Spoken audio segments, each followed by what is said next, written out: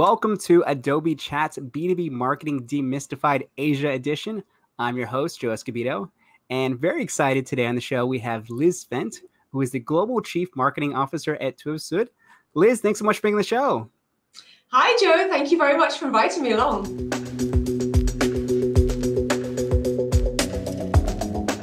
Tüv Süd is a very complex company. We have over 1,200 services, and some of those are very commoditized services. So it's really a marketing strategy one-to-many. We started looking at, who would be first suitable for account-based marketing. And that really required a lot of research into understanding the customer, the share of wallet, and whether literally it's worth investing the amount of time and money we would need to do in marketing into account-based marketing for one-to-few, or in some cases one-to-one.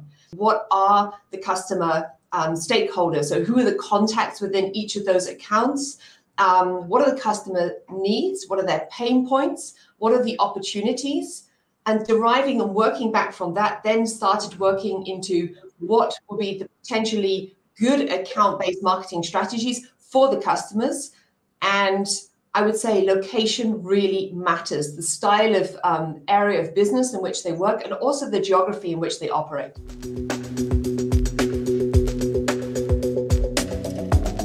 So for example, in places like Vietnam, Thailand, China, face-to-face really matters. So if you're looking at account-based marketing, we need to set up things whereby the customer feels that he or she is being spoken to in a dialogue face-to-face. And then we have another sort of set of, let's say, cultures and groups of customers where it's definitely more online.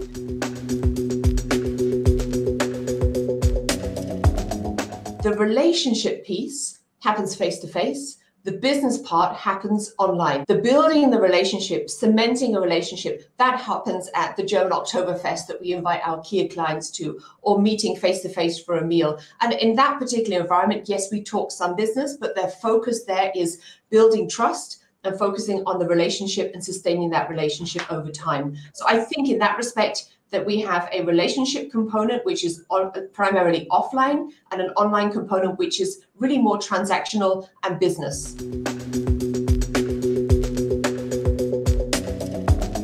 One of our key guys in the medical device industry has produced a collection of webinar series specifically for key accounts. So there aren't, let's say, 200 people in the webinar, but there are perhaps maybe 10 to 12. So he thinks that it won't ever replace real, true face-to-face interaction, but that you can do quite a significant amount of really good marketing and sales work online. And he's doing, as I said, this sort of roundtable closed door set of webinar series where he updates his key clients on new developments in the medical device technology industry.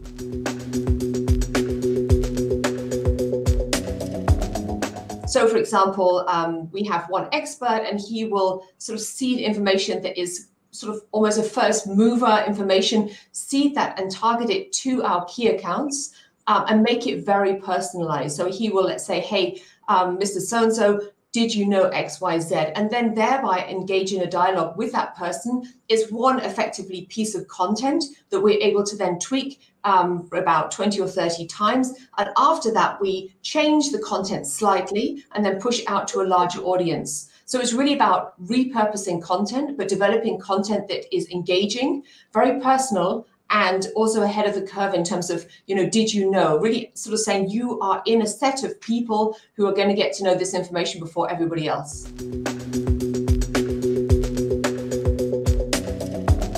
First piece of advice would be plan.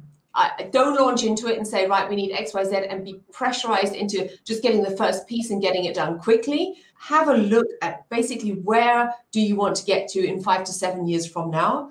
And based on that plan and that goal, I would advise definitely to find a partner, a consultancy, somebody who's really independent in giving you advice around what that MarTech stack could look like and what other companies who've done it before you have implemented and why. You need to find pieces of software for your MarTech stack that work globally. Select wisely, and when you discuss with a vendor, truly understand if that vendor has global outreach. It doesn't need to be in every country, but at least in your main locations.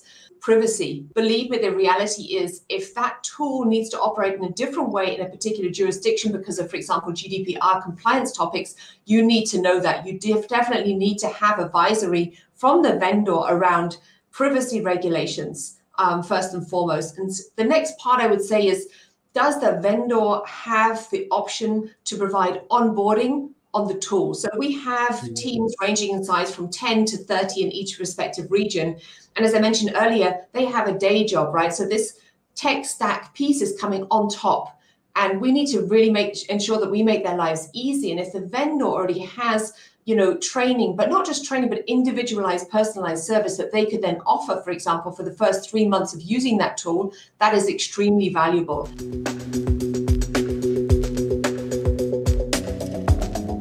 One piece of advice when you're going through the planning piece, when you're looking at your MarTech stack and then you're selecting the tools within that stack, they have to work interoperably. It's no good saying I'm going to buy the best in class of every single type of tool if they don't interoperate. Believe me, you're going to be better served if you look from the start at whether these tools already have connectors and they interoperate easily and they fit together.